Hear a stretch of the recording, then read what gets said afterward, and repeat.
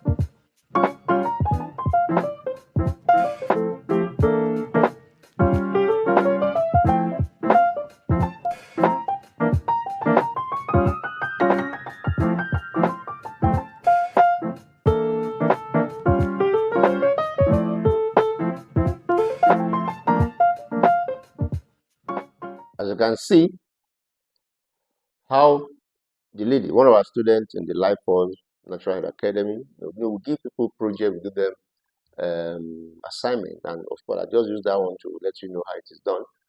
Pour water, sprinkle water very well, very, very well on the head, and then you do what is called tapping touch, thereby activating the cranial nerves, such that, like I mentioned, the necessary hormones could be released, and then once that is done, it will calm the body. Now, if care is not taken, you will notice that we are doing it. You may begin to sleep off at that particular moment. So, thank you for watching. I remain yours sincerely, Dr. Onipinsaiye-Davies. See you some other time for more tips. Thank you.